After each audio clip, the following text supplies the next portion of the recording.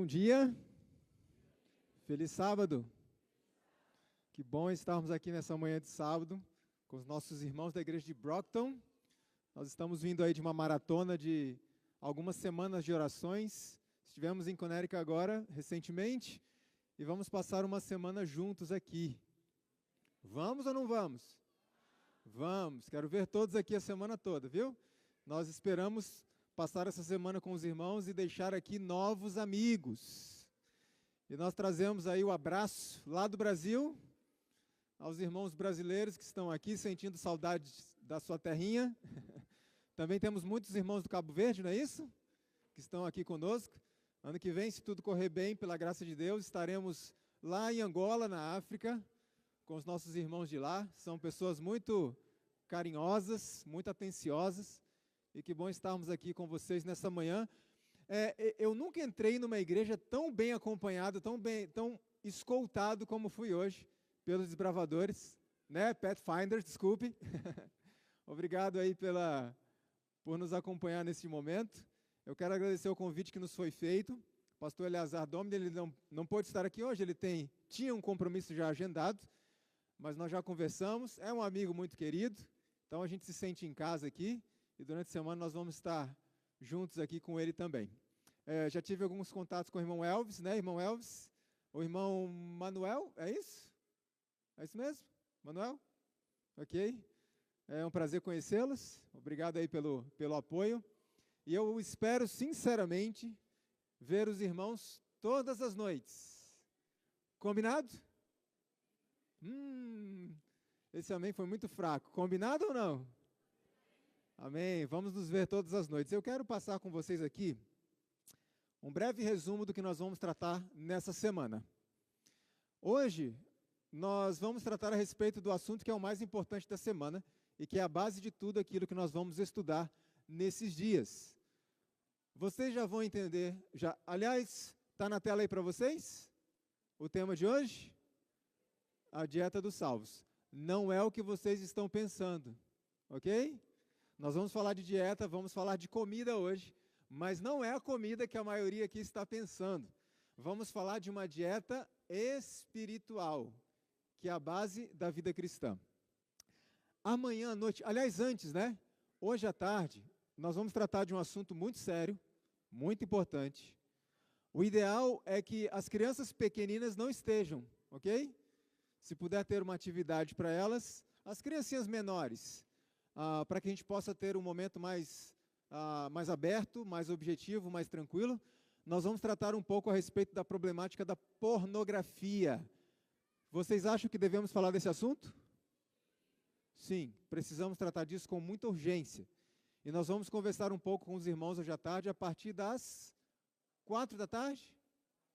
4 da tarde, ok? Estaremos juntos aqui então. Amanhã à noite, eu vou conversar com vocês um pouco a respeito de como nós podemos ser transformados por aquilo que a gente contempla, que é o tema geral da semana, e eu quero dar um foco especial amanhã, aquilo que nós temos contemplado por meio das nossas telas. E de que forma, e o que a ciência fala a respeito disso, de como aquilo que nós temos assistido em nosso celular, em nosso computador, em nossa televisão, pode e está transformando a nossa vida, os nossos valores e o nosso caráter. Na segunda-feira à noite, eu quero dar uma ênfase especial, ainda no aspecto da contemplação, à música. Mas nós não vamos falar de música da igreja, ok? É um assunto importante, tem que ser tratado, mas não é esse o foco de segunda-feira. Nós vamos falar a respeito da música que nós ouvimos no nosso dia a dia e de como ela pode moldar o nosso caráter sem a gente perceber. Pode ou não pode? Vamos trazer um pouco de ciência também aos irmãos. Na terça-feira, nós vamos continuar nessa temática da contemplação e nós vamos tratar a respeito de um elemento que pode ser e tem sido uma bênção para muitos de nós, mas se não soubermos administrá-lo, ele se tornará uma grande maldição. Ele se torna um grande ladrão do nosso tempo. Vocês têm ideia de que elemento e que ferramenta é essa? O celular e as redes sociais. Vamos falar sobre internet, redes sociais, o uso dessas ferramentas da tecnologia digital e como isso pode ser uma grande maldição se não soubermos administrar. É um assunto importante? Sim, então venha, precisamos tratar disso. Na quarta-feira à noite, nós vamos tratar a respeito de um assunto. A gente ouve muito dizer aí o seguinte: olha, o que eu faço na minha vida privada é problema meu e ninguém tem nada a ver com isso. Isso é verdade ou mentira? Na quarta-feira à noite, nós vamos tratar um pouco a respeito de como as nossas ações privadas, mesmo que ninguém saiba o que nós estamos fazendo, afeta mais pessoas do que apenas nós mesmos. Sim ou não? Afeta a família? Irmãos, preste atenção nisso. Pecados acariciados por um membro da igreja, ainda que ninguém saiba, afeta toda a igreja. Então nós vamos ver duas histórias bíblicas que demonstram isso e provam isso. Por isso nós temos que ter responsabilidade em relação àquilo que nós dizemos ser cristãos, adventistas do sétimo dia. Porque o que nós fazemos afeta toda a igreja.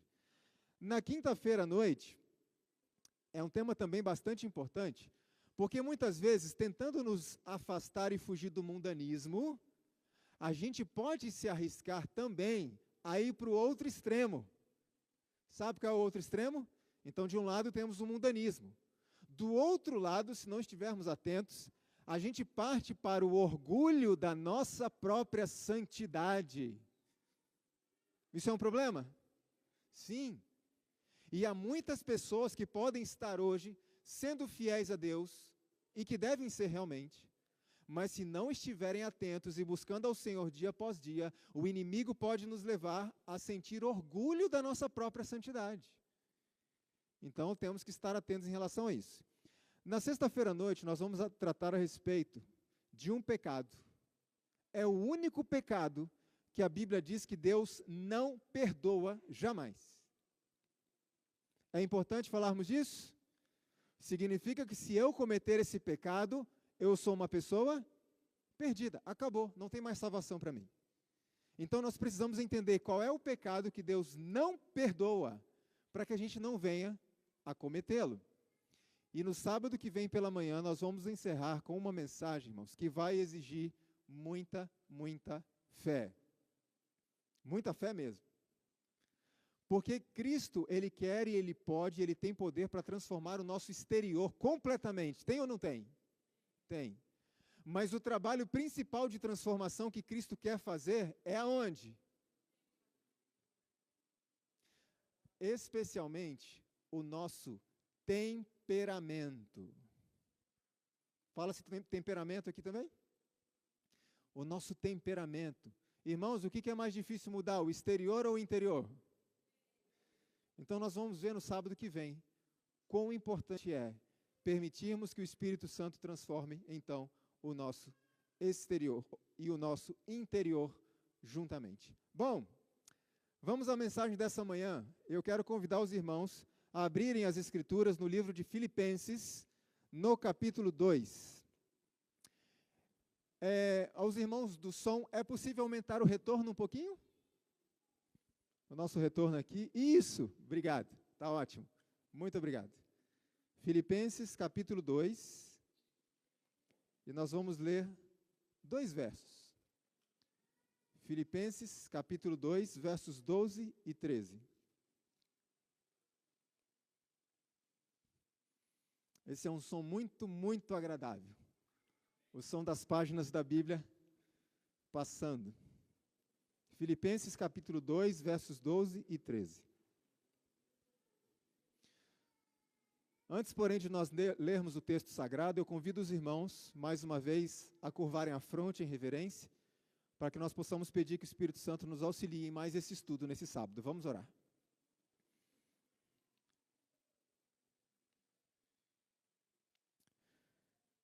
Querido bom Pai que está nos céus, nós te agradecemos, Senhor, porque estamos na Tua casa e temos total liberdade para estarmos aqui.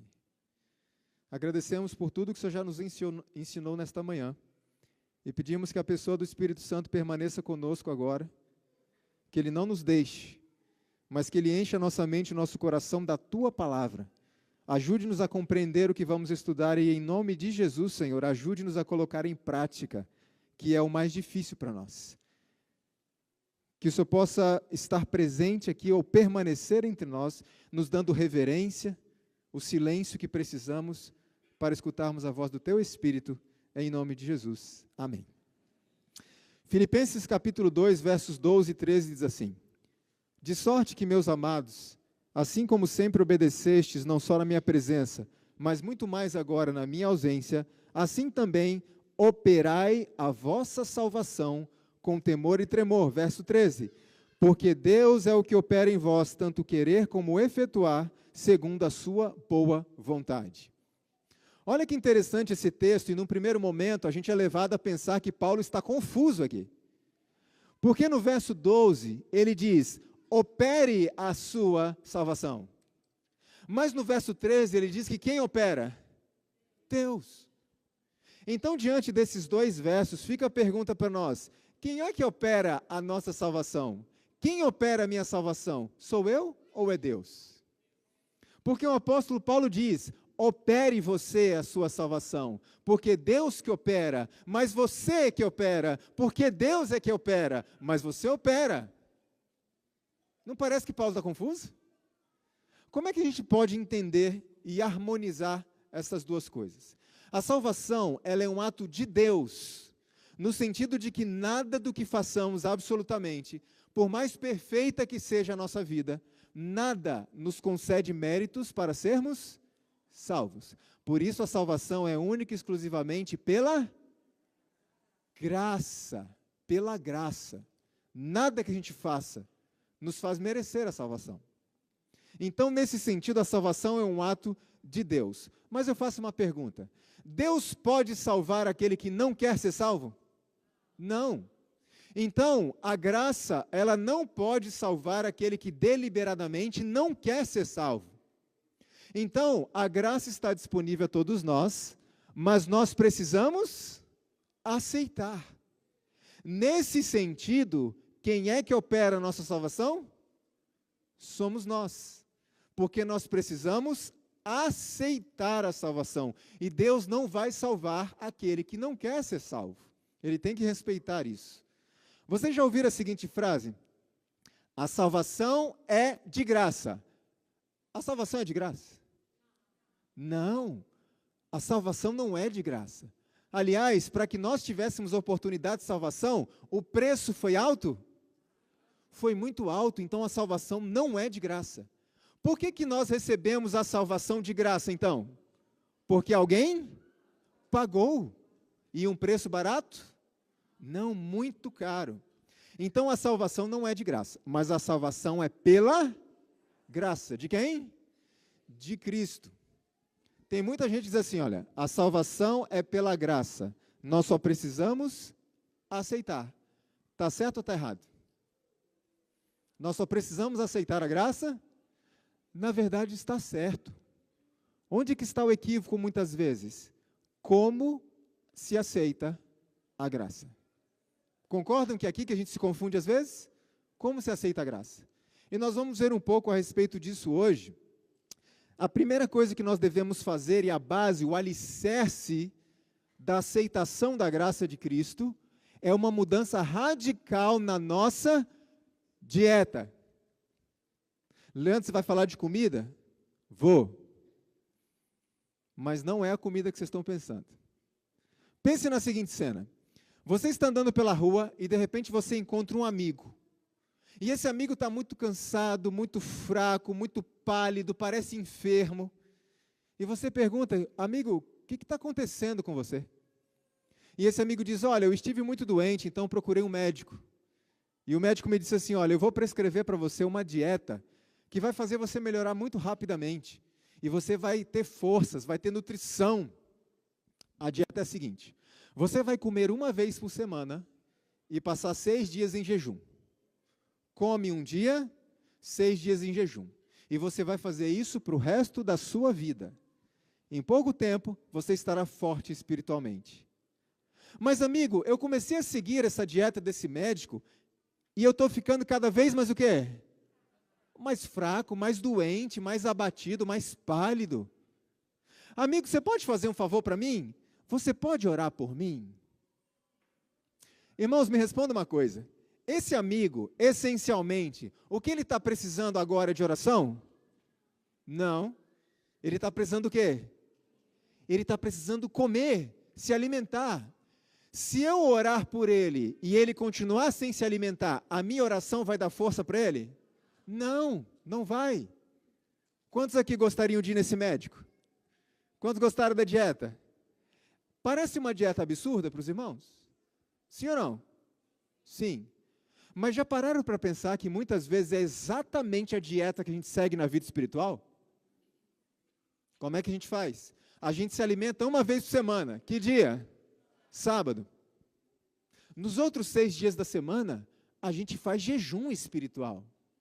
Mas queremos ser fortes espiritualmente.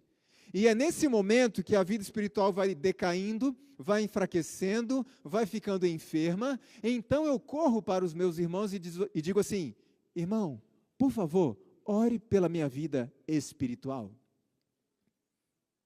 Irmãos, não é pecado orar pela vida espiritual de ninguém, nós devemos orar sim. Devemos interceder uns pelos outros, não tem problema orar pela vida espiritual do irmão. A pergunta que eu faço é, se eu orar pela vida espiritual desse irmão, e esse irmão continuar sem se alimentar espiritualmente, a minha oração vai dar força espiritual para ele? Nenhuma. Então o que nós precisamos é muitas vezes parar de pedir oração pela nossa vida espiritual e começar a trabalhar pela nossa vida espiritual. É isso que Paulo está dizendo, opere a sua própria salvação. É claro que é Deus que nos salva. Nós precisamos só aceitar. E como se aceita a salvação? Se alimentando de Cristo. Aliás, vocês concordam comigo que Cristo é o nosso supremo nutricionista? E Cristo prescreveu uma dieta para nós.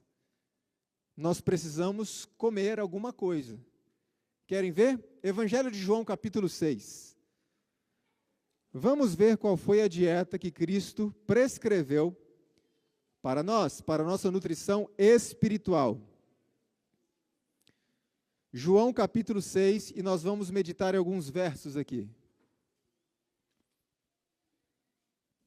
Evangelho de João, capítulo 6.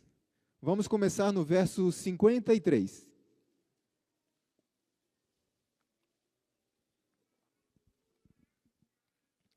João, capítulo 6, verso 53. Olha a dieta de Cristo. Pode parecer estranho para muitos, mas nós já vamos entender. João 6,53 diz assim: Jesus, pois, lhes disse: na verdade vos digo, que se não comerdes o quê? A carne do Filho do Homem, e não beberdes o quê? O seu sangue, não tereis vida em vós mesmos. Então, qual é a dieta que Cristo prescreveu para nós? Comer o quê? Comer carne. Mas não é essa carne que vocês pensaram, não. A carne do Filho de Deus, a carne de Cristo, e beber o seu sangue. Essas palavras de Jesus escandalizaram os judeus. Sabe por quê? Existia uma proibição na lei levítica. O judeu não podia beber o quê? Sangue. Por que não? Na própria lei, lá no livro de Levítico, diz: você não deve beber sangue, porque no sangue está a vida. E Jesus disse: se não comerem a minha carne e não beberem meu sangue, vocês não terão vida em vós mesmos. Essa é a dieta dos salvos. Mas com que regularidade nós precisamos comer a carne de Cristo e beber o seu sangue? Todos os dias. Querem ver uma coisa? Verso 54. Jesus diz assim: quem come a minha carne e bebe o meu sangue, tem a vida eterna, e eu ressuscitarei no último dia. Espera aí, tem uma coisa estranha aqui. Jesus diz: quem come a minha carne e bebe meu sangue, terá a vida eterna? O que ele disse? Tem, já tem. Por quê? Quem é a vida eterna? Cristo. Quem se alimenta diariamente de Cristo está recebendo o quê? A vida eterna, então já tem a vida eterna. As palavras que foram traduzidas do original aqui como come e bebe, Cristo não disse quem comer, e ele não disse quem comeu, ele diz quem come. O próprio original aqui pressupõe uma ação contínua, constante. Então, com que regularidade devemos nos alimentar de Cristo? Diariamente, continuamente, constantemente. Olha o que diz lá no verso 56. Quem come a minha carne e bebe meu sangue, permanece em mim e eu nele. Lembra que Jesus falou lá em João capítulo 15? Permanecei em mim, porque sem mim nada podeis fazer. E alguns se perguntam, como é que permanece em Cristo? Olha a resposta dele, você permanecerá em mim e eu em você, se você fizer o quê? Comer a minha carne e beber o meu sangue, todos os dias. E aí vem uma pergunta especial. Como se faz isso na prática? Irmãos, essa semana eu quero trazer para vocês princípios de cristianismo prático, do nosso dia a dia, nas nossas relações, no nosso lazer, nas coisas que fazemos no dia a dia. Como que se come a carne e bebe o sangue de Cristo na prática, todos os dias? Jesus vai responder para nós. Dá uma olhadinha no verso 63. Diz assim, ó: o Espírito é o que vivifica, a carne para nada aproveita. As palavras que eu vos digo são Espírito e são o que mais? Vida. Então, onde está a vida cristã? Nas palavras de Cristo.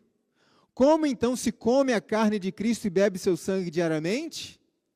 Alimentando-se do quê? Das suas palavras, que foram registradas e reveladas aonde? Na Bíblia. Então, de forma simples, na prática, como que se come a carne de Cristo e bebe seu sangue diariamente? Estudando as Escrituras. E eu não disse lendo, eu disse o quê? Vocês entendem a diferença entre uma coisa e outra? Ler é uma coisa, estudar é outra. Investigar, examinar, devorar as Escrituras. Por isso, o meu primeiro apelo a esta igreja nessa semana é este: estude as Escrituras, porque ela é o pão espiritual sem o qual não haverá nutrição, não haverá vida espiritual, não haverá forças espirituais. Ainda que toda a igreja ore pela minha vida espiritual, se eu não me alimentar das Escrituras, não terei vida espiritual. Isso é sério ou não? Então pergunto, não precisa levantar a mão nem responder, ok? Só pense. Quanto tempo você e eu temos passado diariamente estudando as Escrituras? Quanto tempo? É aqui que está a nutrição. Deixa eu compartilhar um texto do Espírito de Profecia com vocês, que vai resumir bem essa questão. Comer a carne e beber o sangue de Cristo é recebê-lo como Salvador pessoal, crendo que Ele perdoa os nossos pecados e nele estamos completos. Então veja, existe um simbolismo no comer a carne e beber o sangue de Cristo que representa a justificação pela fé, aceitar a Cristo como nosso Salvador. Nós participamos de uma cerimônia muito interessante nesse contexto. Qual é? A Santa Ceia. Então a gente come a carne, simbolicamente, bebe o sangue de Cristo, e ali nós estamos reafirmando o nosso compromisso, aceitando a sua graça. Mas não é só isso, veja o que mais. Não basta mesmo que creiamos em Cristo para o perdão dos pecados. Devemos, pela fé, estar recebendo constantemente força e nutrição espiritual dele, mediante a sua palavra. Irmãos, a Associação Geral da Igreja Adventista do Sétimo Dia faz uma pesquisa a cada 5 anos, com uma amostra significativa de adventistas ao redor do mundo, para ver como que nós estamos como adventistas, inclusive na nossa vida devocional. A última pesquisa que foi feita constatou que 52% dos adventistas ao redor do mundo não leem a Bíblia diariamente. 52% é muito ou pouca gente? É mais da metade de nós não lê a Bíblia. E se a pesquisa perguntasse quantos estudam a Bíblia, eu pergunto uma coisa: será que eu estou fazendo parte dessa estatística? Vamos ser sinceros com uma coisa. Se eu sou uma pessoa que não tem uma vida de estudo das Escrituras e de oração particular, eu posso ajudar a igreja em alguma coisa? Não, porque Cristo disse: sem mim, vocês não podem fazer nada. Então, quanto tempo temos passado com Deus diariamente? Alguns podem dizer assim: mas Leandro, eu estudo a Bíblia todo dia. Todo dia eu estudo a minha lição da escola sabatina. Todo dia eu leio pelo menos um salmo e eu saio para o trabalho. Tudo bem, isso é bom. A pergunta que eu faço é: isso é suficiente? Será que isso é suficiente? Preste atenção nesse texto aqui, olha que interessante. Devemos servir-nos de todo o meio ao alcance que possa facilitar-nos a investigação atenta e devota das Escrituras Sagradas. Sejamos sinceros, dá para fazer uma investigação atenta das Escrituras em 5 minutinhos? Não. Então nós precisamos passar tempo em oração, investigando, buscando. Algumas pessoas me dizem assim: Leandro, mas investigar as Escrituras, examinar as Escrituras, dá muito trabalho, isso toma muito tempo. É verdade. Dá trabalho ou não dá? Toma tempo? Sim. Mas me responda uma coisa: como é que a gente faz para trazer o alimento físico para a nossa casa? A gente sai de manhã cedo, e muitos voltam, principalmente aqui na América, muitos voltam à noite, certo? Dá trabalho fazer isso? Gasta energia? Toma tempo? Mas a gente faz. Faz. Preste atenção nisso. A gente se esforça, trabalha, exaure as próprias energias para trazer o alimento material para dentro do nosso lar, certo? E para o alimento espiritual? É claro que dá trabalho estudar as Escrituras e todo dia separar tempo para Deus. Dá trabalho, toma tempo, mas precisamos fazer. Eu quero fazer um apelo especial aqui aos homens desta igreja,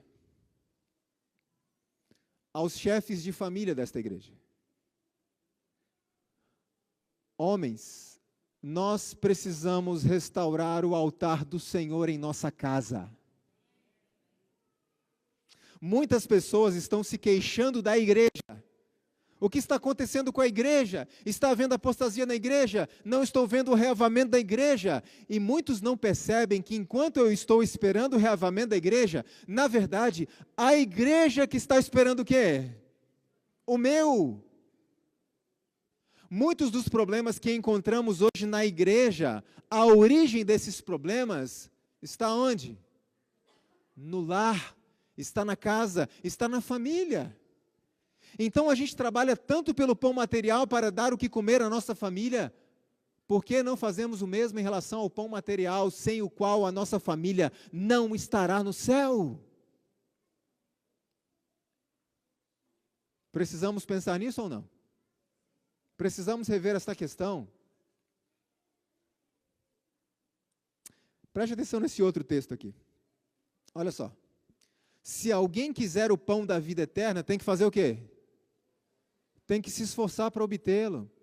Por isso Jesus diz, lá no verso 27, de João 6, olha só. Trabalhai não pela comida que perece, mas pela comida que permanece para a vida eterna. Essas palavras de Cristo, trabalhai, lembrou alguma coisa que a gente leu hoje?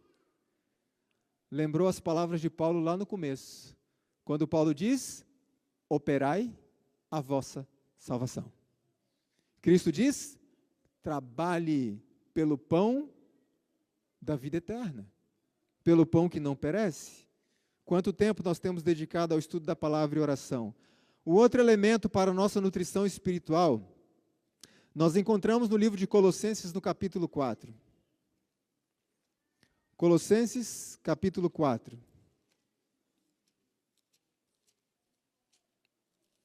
E o verso 2.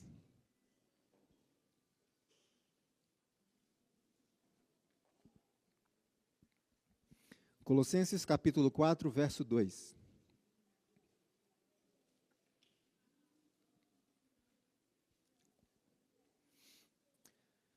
Qual é a primeira palavra que aparece aí na sua Bíblia? Perseverai. Em quê? Em oração, velando nela com ação de graças. Qual é o outro elemento para a nossa nutrição espiritual? A oração. Qualquer tipo de oração? Não. Paulo diz, perseverai. Uma oração perseverante. Perseverança significa insistência, continuidade, permanência na oração. Porque, irmãos, a oração cumpre um propósito principal, existem outros. Pergunta, Deus sempre responde nossas orações? Nem sempre Ele responde, às vezes Ele fica em silêncio. Deus sempre nos dá aquilo que pedimos? Não. Deus sabe aquilo que nós vamos falar com Ele em oração? Ou Ele precisa ser informado? Ele sabe. Ora, se Ele sabe, para que orar? E então nós entendemos que o propósito essencial da oração não é essencialmente pedirmos coisas a Deus. O propósito essencial da oração é relacionamento com Cristo. E quando a gente entende isso, a gente vive uma vida de oração, ainda que Deus não nos atenda.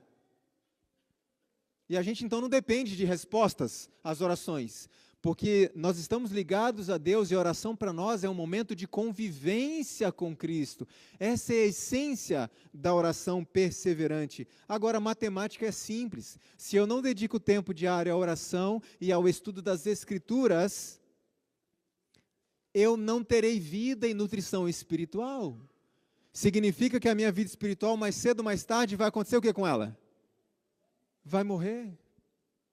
Então eu corro para os meus irmãos e digo, orem por mim, orem pela minha vida espiritual. Repito, não tem problema orar pela vida espiritual dos irmãos. O que eu estou dizendo é que a oração sem alimentação não tem poder.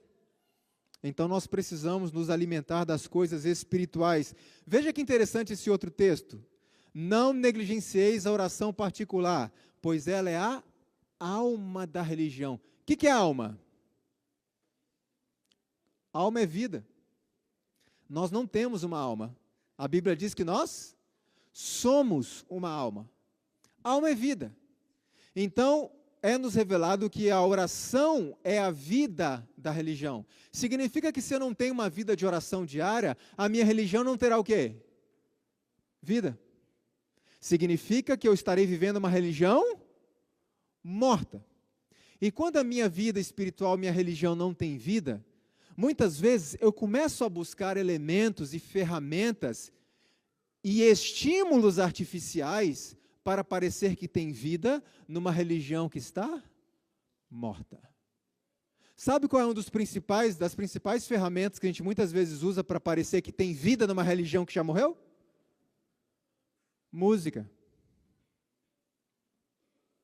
Você já ouviu alguém dizer assim, olha, essa música está muito parada, a gente precisa de uma música mais o quê? Mais agitada, mais alegre. Irmãos, isso se chama estímulo artificial, porque a verdadeira alegria da religião, a verdadeira vida espiritual, o verdadeiro reavamento está como resultado da oração. Me responda uma coisa, agora eu vou falar como músico da igreja, ok? Vocês conhecem a história do cristianismo, o período da Idade Média, os grandes reavamentos da Escócia, País de Gales e outros mais. Me responda uma coisa, qual desses reavivamentos aconteceu por causa de música animada? Qual? Nenhum. Todos os reavivamentos aconteceram como resultado do quê? Um grupo de pessoas investigando as Escrituras e em oração por dias, meses, anos. Você acredita sinceramente que o último reavivamento que vai acontecer, que foi profetizado e vai acontecer aqui nesta igreja, nesta igreja. Amém por isso. O último reavamento profetizado vai ser diferente dos outros? Vai acontecer por causa de um programa empolgante, uma música mais animada? Não. Precisamos voltar para a oração. Precisamos voltar às nossas vigílias, em que passávamos no passado noites inteiras, fazendo o quê? Orando e estudando juntos a Bíblia. Eu não estou falando de vigílias com programa legal e tudo mais, e isso e aquilo. Não, não, não. Eu estou dizendo vigílias em que passamos a maior parte do tempo em oração. Pense comigo, qual é o nosso culto especial de oração da semana? Quarta-feira, certo? Se nós fizermos uma conta muito simples, muito rápida, pense no seguinte: louvor congregacional, música especial, pedidos e agradecimentos. Não estou falando que isso é ruim, tá, irmãos? Isso faz parte, não é isso que eu estou dizendo. Música, louvor, pedidos e agradecimentos, sermão e oração. Se você fizer um cálculo simples, você pode descobrir, não sei a realidade de vocês aqui, mas conheço bem a realidade do Brasil, você pode descobrir que no culto de oração, o que nós menos fazemos é o quê? É orar. A gente passa muitas vezes mais tempo pedindo e agradecendo do que efetivamente de joelhos orando. Então nós precisamos voltar à oração, porque é ela que dá vida para esta igreja. O exame das Escrituras e a oração. Quer ver um texto que confirma isso? Olha só que interessante isso aqui. Não podemos ser sustentados pelas orações de outras pessoas quando nós mesmos fazemos o quê? Negligenciamos a oração. A oração dos outros não vai nos sustentar se a gente negligenciar a nossa própria oração. Querem ver como isso funciona? Minha esposa e eu moramos lá no Brasil, num estado chamado Espírito Santo, não sei quantos aqui conhecem, e nós moramos numa fazenda lá, zona rural, tranquilo.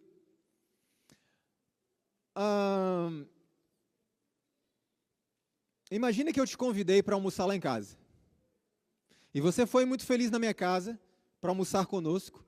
Lá em casa somos apenas minha esposa e eu. Então você chega na minha casa e a minha esposa vai colocar os pratos na mesa e você percebe que ela só colocou 2 pratos. Você pensa assim, bom, um prato é meu, certo? O outro eles 2 se viram aí. Talvez um dos 2 esteja em jejum. Eu só sei que um prato é meu. Mas então minha esposa e eu começamos a nos servir, colocar a comida no prato. E a gente começa a comer, e comer, e comer, feliz da vida. A gente come devagarinho, come com calma. E você está ali fazendo o quê? Só olhando. Mas como, cristãos, em silêncio, só observando, sem falar nada. Depois que minha esposa e eu acabamos de comer, eu olho para você e falo assim, e aí, irmão, gostou? Está satisfeito? Encheu a barriguinha? Você vai virar para mim e vai falar o quê? Leandro, eu não estou satisfeito. Eu não enchi a barriguinha. Mas como não? Você passou esse tempo todo olhando a gente comer. A gente até comeu devagarinho para você não perder nenhuma garfada. E você não está satisfeito? Não, não estou. E por que não? Qual é a resposta simples e básica? Eu não estou satisfeito, eu não estou nutrido, simplesmente porque eu não comi. Eu só fiquei olhando para vocês comerem. Alguém aqui quer lá em casa almoçar? Poxa, ninguém levantou a mão. Irmãos, isso parece um grande absurdo para nós, é ou não é? Eu me alimentar só olhando o outro comer? Mas já parou para pensar que muitas vezes a gente faz exatamente isso na vida espiritual? Querem ver como? Muitas vezes a gente vem à igreja e a gente ouve um sermão baseado no estudo que uma pessoa fez. E tudo bem, isso nos motiva, isso é um grande complemento na nossa alimentação espiritual, é ou não é? Muitas vezes, a gente gosta de ouvir orações que outras pessoas fazem. Muitas vezes, a gente gosta muito de ouvir experiências que pessoas tiveram com Deus. E isso é uma bênção. A gente sai da igreja motivados, poxa, Deus está atuando dentro dessa igreja. Mas uma coisa eu pergunto: e os meus próprios estudos? E as minhas próprias orações? E as minhas próprias experiências com Deus? Esses elementos são complementos da vida espiritual, irmãos, do alimento espiritual. Mas eu pergunto, eu posso ter nutrição espiritual plena apenas assistindo os outros que se alimentam? Não. Eu preciso buscar a minha própria experiência com Deus. Alguém aqui já quis ter uma experiência com Deus? Alguém aqui já disse, olha, eu quero ter uma experiência com Deus? Geralmente, quando a gente fala de experiência com Deus, a gente está pensando em quê? Em algo sobrenatural. É ou não é assim? Irmãos, o que é experiência com Deus? Querem ver uma coisa? Eu tinha muita vontade, eu vim para cá agora, o irmão Tarcísio, que é ancião lá de Waterbury, ele nos trouxe, e ele veio contando histórias para mim, e ele teve experiências com um anjo. Sabe quantas vezes eu vi um anjo na minha vida? Nunca. E eu fico meio chateado às vezes, eu falo isso com Deus em oração muitas vezes. O meu anjo está aqui do meu lado agora, ele está aqui, ele está me ouvindo, ele está me acompanhando. E eu tinha muita vontade de conversar com ele. Sabe quantas vezes eu pude vê-lo? Nunca. Sabe quantas vezes na minha vida, no meu ministério, eu ouvi a voz de Deus? Estou falando ouvir o som da voz de Deus. Sabe quantas vezes? Nenhuma. Nunca ouvi a voz de Deus. Eu escuto a voz de Deus aqui, por meio da oração, por meio de uma pessoa que vem conversar, me exortar, me aconselhar. Mas ouvir uma voz assim, eu nunca ouvi. E um dia uma irmã me procurou ao final do culto e disse assim, irmão Leandro, caiu um grande fardo das minhas costas hoje. Eu disse, por quê, irmã? Porque, irmão Leandro, a minha vida inteira eu acreditava, e as pessoas falavam isso, que se você nunca teve uma experiência sobrenatural com Deus, você não é cristão. Irmãos, olhe para José na Bíblia. Tira a questão do sonho que ele revelou, que Deus mostrou para ele.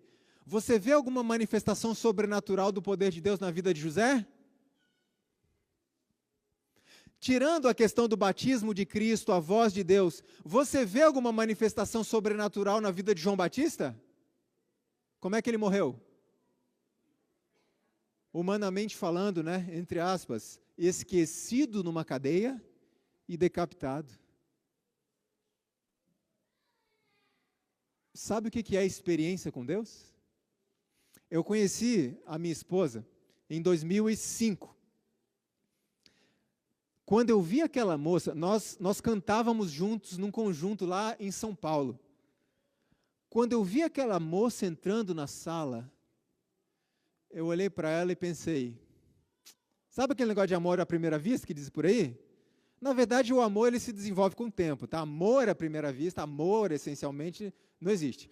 Mas aquela atração, e eu olhei para ela e pensei assim, eu quero ter uma experiência com essa moça. E eu tive uma experiência com ela e estou tendo uma experiência com ela até hoje. Que experiência é essa? Convivência. Estamos casados há 16 anos. Aliás, fizemos dia 7 agora de setembro. 7 de setembro, brasileiro sabe o que essa data significa. Independência do Brasil e a nossa dependência um do outro. O que é então experiência com Deus? Experiência com Deus é convivência com Ele. Ainda que Ele nunca se manifeste na tua vida de forma sobrenatural. Se Ele quiser fazer isso, amém. Eu queria muito que Deus fizesse isso comigo. Mas se Ele não quiser fazer, não é obrigação dEle. E experiência com Deus é isso aqui. É Bíblia e oração. Todos os dias. Alguns podem me dizer, mas irmão Leandro, eu estou ocupado demais para isso. Eu saio 6 horas da manhã, chego em casa à meia-noite. Que tempo eu tenho para Deus? Irmãos, uma pessoa que sai 6 da manhã e chega à meia-noite, tem tempo para Deus? Tem ou não tem? Pensa melhor. Tem. Qual é o tempo que ela tem para Deus? De meia-noite às 6. É ou não é? E muitas pessoas dizem assim, mas Leandro, é um absurdo, isso é uma loucura. Eu trabalhar o dia inteiro, ainda pegar um pedaço da minha madrugada para passar com Deus estudando a Bíblia em oração? Não, isso não é loucura. Sabe o que é loucura? Loucura é não conseguir conciliar a vida profissional e a vida espiritual, escolher a profissional e deixar a espiritual morrer de fome. Isso para mim é loucura, não sei para vocês. É loucura ou não é? Irmãos, eu não estou aqui falando que vocês têm que sair daqui, largar o emprego, largar a faculdade, largar os estudos, largar tudo.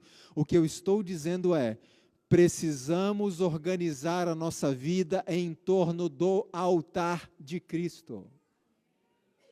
Porque nós temos a tendência de organizar a nossa vida em torno do trabalho, em torno dos estudos, e se sobrar alguma coisinha, a gente dá para Cristo. Agora, se você tentou organizar a sua vida, e não, mesmo assim, não foi possível, irmão, eu não consigo, é 6 da manhã, meia-noite, não dá. Então, em nome de Jesus, use esse momento entre meia-noite e 6 para estar com Deus. Porque, irmãos, o nosso trabalho, a nossa casa bonita, o nosso carro bonito, tudo isso vai ficar aqui e será queimado. Mas o nosso caráter será levado para o céu, se tiver sido transformado. E só tem um jeito de transformar caráter. É uma obra sobrenatural do Espírito Santo. E Ele não tem como fazer isso, se nós não dermos o que para Ele? Tempo. Muitas vezes eu saio de manhã apressado, leio ali um salmo, leio a lição de escola sabatina, saio correndo para o trabalho, e Deus diz, filho, o trabalho que eu preciso fazer na tua vida é um trabalho que demanda tempo, mas você não me dá o quê? Tempo. Então ele não consegue. Mas Leandro, olha só, eu não tenho muito tempo mesmo, mas eu estou muito ocupado trabalhando para a igreja. Irmãos, trabalhar para Deus nos exime do nosso tempo com Ele? Então eu trabalho o dia inteiro para a igreja. Eu não preciso separar tempo para estar com Deus? Aí que eu preciso mais ainda. Se eu não fizer isso, sabe qual é o risco? Olha só, como discípulos, arriscamos-nos a perder de vista a nossa dependência de Deus e fazer da nossa atividade o quê? Um salvador. Deixa eu dizer uma coisa para os irmãos, que os irmãos sabem. Nada do que eu estou falando é novidade para vocês. Nós estamos apenas recordando, relembrando e reforçando. O nosso trabalho na igreja não nos salva. Eu posso levar 1000 pessoas ao batismo. Isso não me dá um ponto sequer para a minha salvação. Nós não fazemos a obra de Deus para sermos salvos. Nós fazemos a obra de Deus porque nós o amamos. Nós não guardamos a lei de Deus para sermos salvos. Nós guardamos a lei por gratidão pela salvação que já foi dada. Então, trabalhar para a igreja não garante salvação de ninguém. Deus não quer pessoas que trabalhem para Ele apenas. Ele quer pessoas que trabalhem com Ele. E aí é uma grande diferença. Mas alguém pode dizer, Leandro, olha, eu não tenho tempo mesmo não, mas eu faço uma coisa. Quando eu estou indo para o trabalho, eu pego um pouco de trânsito, então eu coloco a Bíblia em áudio no meu carro. Isso é bom? Maravilhoso. Eu incentivo vocês a fazerem isso mesmo. Mas eu pergunto, é suficiente? Alguém pode dizer, olha, eu não tenho tempo, mas enquanto eu estou organizando a casa aqui, mexendo em algumas coisas, eu coloco a Bíblia no meu som, para eu escutando. Irmãos, isso é ótimo. A minha esposa faz isso em casa. Nós fazemos isso quando estamos viajando, dirigindo, colocamos ali um som, uma música, alguma coisa assim. Isso é maravilhoso, mas isso é suficiente? Pense comigo. Imagina um homem que só conversa com a esposa quando está dirigindo. Imagina uma esposa que só conversa com o marido quando está arrumando a casa. Vai durar essa relação? Não. A gente pode conversar enquanto está dirigindo? Pode. Pode conversar enquanto estamos arrumando a casa? Pode. Mas eu pergunto, o casal precisa separar um tempo para parar tudo e se dedicar um ao outro só? Porque no momento do trânsito, no momento das atividades de casa, a nossa atenção está sendo o quê? Dividida. Então coloque a Bíblia no seu som, coloque à vontade, isso é maravilhoso. Mas mesmo assim, você precisa separar tempo para estar exclusivamente com a sua mente concentrada em Deus. E nada de 5 minutinhos, viu? Precisamos de mais do que isso, para que o Senhor possa nos transformar. E qual deve ser o principal momento que buscamos a Deus em estudo da palavra e em oração? A primeira hora do seu dia. Porque, irmãos, eu acho muito arriscado. E eu não estou dizendo que eu sou um exemplo perfeito disso não, viu? Muitas vezes as atividades, até do nosso ministério, a gente passa um dia inteiro pregando, correndo para lá e para cá, chega ao final do dia, e eu vou me deparar com a situação de que eu não estudei a palavra e não passei tempo com Deus em oração naquele dia. Eu conheço essa luta, porque é a mesma minha. Mas, irmãos, é muito arriscado sairmos de casa pela manhã para as nossas atividades, sem buscarmos a orientação de Deus. Vocês concordam comigo? É muito arriscado. Pronto. Então eu decidi. A partir de agora, vou buscar a Deus em oração, estudar a palavra todos os dias. E eu sei que essa mensagem não é para todos, ok? Muitos aqui já praticam isso com toda certeza. Mas se porventura alguém negligencia ainda, reflita nisso, pense nisso e comece a fazer. Então pronto, nós decidimos, vamos fazer. Estudar a Bíblia diário, oração diária, com tempo de qualidade. Eu tenho um amigo muito querido, o nome dele é Tomé, ele é um angolano que mora no Brasil, e ele estabeleceu uma organização do culto dele. E eu achei muito interessante. Olha como é que ele faz. Leandro, ele me disse, tudo que nós recebemos de Deus, o nosso salário, o nosso pagamento, a gente devolve quanto para ele? 10%. Vocês concordam que o tempo também é um dom que Deus nos concedeu para a gente administrar para ele? Sabe o que esse meu amigo faz todos os dias? Ele devolve a Deus o quê? O dízimo do tempo. É interessante ou não é? Não estou dizendo que quem faz diferente está pecando e vai... Não, não, não. Mas é uma forma dele se organizar. Irmãos, porque se a gente deixar as nossas atividades tomar conta, não dá tempo para Deus. Então, 10% do seu dia, arredondando 2h30 por dia, é o tempo de Deus. Agora, será que é só isso que ele faz? Não, aquilo ali é o tempo mínimo com Deus. Daniel orava 3 vezes ao dia, diz a Bíblia, mas eu penso que eram 3 momentos que ele parava tudo. Mas Daniel era um homem de oração constante, não era só 3 vezes que ele parava. 3 vezes era geral, parava tudo. Mas ele estava sempre falando com Deus. Então precisamos separar a primeira parte do dia para Deus. Fiz isso. Tem mais alguma coisa que eu preciso fazer? Ou só isso é suficiente? Irmãos, por mais que oremos, por mais que estudemos a palavra de Deus dia após dia, existem coisas que podem impedir que o Espírito Santo trabalhe, mesmo orando, mesmo estudando a Bíblia. Sabe qual é uma dessas coisas? Deixa eu mostrar para vocês aqui. Olha só.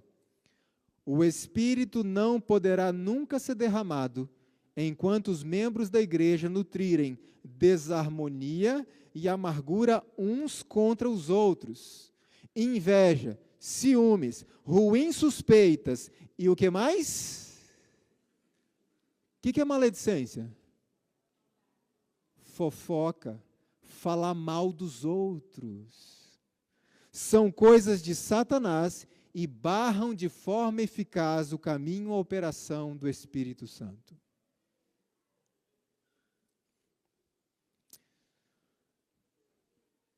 Por mais que eu ore, por mais que eu estude a Bíblia, por mais que eu busque a Deus, se eu porventura tenho o hábito da fofoca, e me perdoe os cabo-verdianos, não sei se usa essa expressão, mas se eu estou falando mal das pessoas, falo mal do pastor, falo mal do ancião, falo mal do meu esposo, da minha esposa, falo mal dos meus filhos, falo mal dos meus pais, falo mal do meu vizinho, falo mal do meu chefe, falo mal de todo mundo, o Espírito Santo não poderá atuar nessa mente. E eu pergunto para vocês, será que nós temos um problema de fofoca e maledicência hoje em nosso meio? Temos ou não temos? Ou é só no Brasil que isso acontece? E, irmãos, quando eu falo isso, muitas vezes a gente tem a tendência de olhar em volta. É verdade, tem muito fofoqueiro aqui, tem muito... Não, não, não, a intenção não é essa. A intenção é que cada um examine a quem? Porque existe muito fofoqueiro no nosso meio hoje. Existe ou não? E um desses pode ser quem? Essa é a reflexão que eu quero que a gente faça. Quem sou eu? A desunião entre nós, que pode não se manifestar exteriormente, pode se manifestar aqui, falar mal dos outros, impede a obra do Espírito Santo. Ainda que eu estude muito a Bíblia e ainda que eu ore. Pronto, decidi estudar a palavra, decidi orar todos os dias, buscar ao Senhor, eliminei da minha vida esse hábito de ficar falando mal das pessoas. Tem mais alguma coisa que eu preciso fazer? Tem. Querem ver uma coisa? Olha que interessante isso daqui. Vocês já ouviram falar, deixa eu só pular isso aqui, que nós já falamos a respeito. Vocês já ouviram falar que nós temos uma natureza espiritual e outra carnal? A gente tem essa guerra entre duas naturezas a partir do momento da nossa conversão. Antes não existe essa guerra, mas depois começa a guerra. Pergunta para vocês, qual é a natureza que vai ser vencedora nesse contexto do slide aqui? Aquela que for mais... Isso está certo ou está errado? A natureza que for mais alimentada vencerá. Está certo ou está errado? Vamos examinar isso melhor? Olha só. Imagine que nessa semana eu passei 6 dias alimentando a minha natureza espiritual. 6 dias. Mas um dia apenas, o domingão, como se diz lá no Brasil, o domingão, eu reservei para alimentar a minha natureza carnal e fazer tudo aquilo que eu gosto de fazer como pecador. Pergunta para vocês, olha o gráfico, tá? Naquela semana, qual foi a natureza mais alimentada? A espiritual. É simples de entender. A espiritual. 6 dias para a espiritual e 1 dia para a carnal. A espiritual. Logo, eu posso então escolher um dia da semana para deixar as coisas de Deus de lado e aproveitar os prazeres da carne sem nenhum prejuízo à vida espiritual. Posso ou não? Vocês entendem que esse conceito de que a natureza mais alimentada vence não é um conceito correto? E por causa desse conceito equivocado, sabe o que muitas pessoas estão fazendo? Aqui na América tem o programa de 10 horas com Deus? Tem? Que a gente passa o sábado inteiro na igreja, de 8 da manhã até o final do dia? Fica a dica, como se diz no Brasil, fica a dica. Olha só que interessante isso daqui.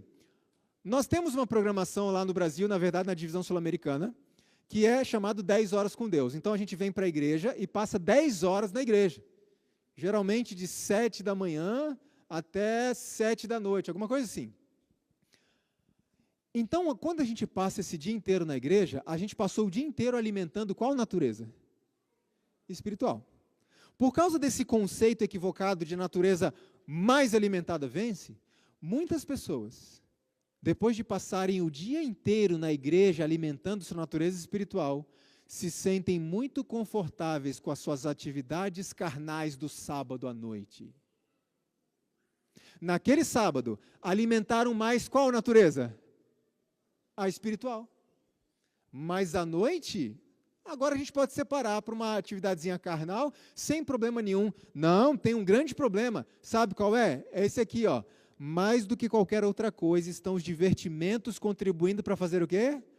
Anular a operação do Espírito Santo. Então, 10 horas com Deus na igreja, alimentando o espiritual. O que eu faço no sábado à noite, se eu estiver alimentando a minha natureza carnal, sabe o que aqueles momentos do sábado à noite vão fazer com as 10 horas do dia? Anulou. Então não é a natureza que for mais alimentada que vence. Nós precisamos alimentar a natureza espiritual e deixar a carnal morrer de fome. Querem ver outra coisa? Para nós encerrarmos. O que é isso aqui? Um balde. Alguém te procurou e disse assim, irmão, você podia pegar aquela mangueira e encher aquele balde de mangueira que se fala aqui? Você podia pegar aquela mangueira e encher aquele balde de água, por favor? Você vai até aquele balde com a mangueira, só que quando você vai encher o balde de água, você percebe que o balde está cheio de cimento e um cimento que endureceu. Você então coloca a mangueira, começa a despejar água no balde. O que acontece com a água? Ela vai caindo para fora, certo? Para que você possa encher o balde, você precisa fazer o quê? Você precisa arrancar esse cimento e aí esvaziar o balde, e aí você começa a encher de água. Pois bem, o balde é a nossa mente. A água é o azeite. Qual azeite? O azeite do Espírito. Nós clamamos a Deus por meio do estudo da palavra e oração, Senhor, concede-nos, derrama sobre nós o Espírito Santo. E muitas vezes o azeite do Espírito é derramado sobre nós, mas o que é que ele encontra naquela mente? Um cimento endurecido, cheio de coisas que o mundo propõe por meio do que nós assistimos, do que nós ouvimos, do que nós comemos, das conversas onde nos envolvemos. O que acontece então com aquele azeite derramado? Ele vai escoando para fora. Sabe o que é o mais trágico disso? É que a pessoa não percebe isso e passa uma vida inteira achando que está sendo cheia do Espírito, quando na realidade não caiu uma gota sequer naquela mente. E muitas dessas pessoas são aquelas que estarão naquele grupo quando Cristo voltar. Senhor, em teu nome eu fiz um monte de coisa, eu até estudei a Bíblia e orei. E Jesus vai responder o quê? Não conheço vocês. Portanto, irmãos, para que o estudo da Bíblia e oração façam efeito e o Espírito Santo seja derramado sobre nós, o que nós precisamos fazer com essa mente? Precisamos esvaziar essas coisas. Por isso que eu quero mostrar para vocês, a partir de amanhã, de que forma aquilo que temos visto nas nossas telas, ouvido nos nossos sons, acessado em nossos celulares, pode nos desconectar de Deus sem a gente perceber. Eu quero trazer um pouco de ciência também. Eu quero concluir com o último ponto, muito importante aqui.